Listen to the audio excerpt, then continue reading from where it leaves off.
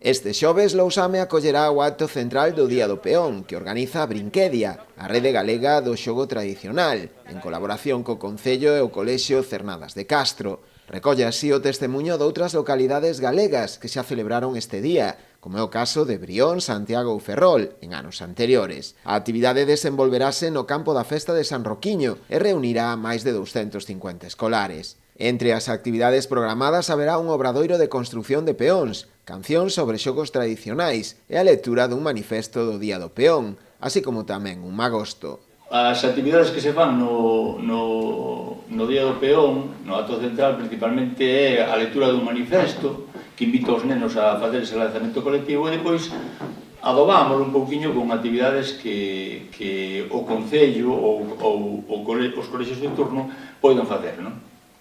Suele ser pois construcción de peóns en directo, interpretacións de cancións que teñen algo que ver co trompo e demais, e a veces hasta a castaña está tamén presente, pois é a súa época. Dende o Concello agradeceron a Brinquedia o feito de elixir a Lousame para celebrar esta xornada. Mostrar a satisfacción de que sea a primeira vez que se vai celebrar este día aquí no noso Concello, a pesar de que é unha actividade que xa se leva celebrando en outros concellos outros anos.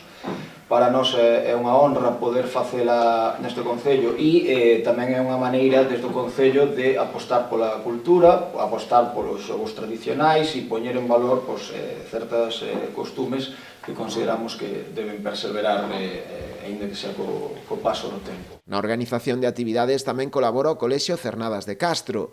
A súa directora Pilar Covas destacou a importancia desta xornada. Para nós tamén é un día de convivencia cos rapaces, coa xente tamén que queira acompañarnos, non?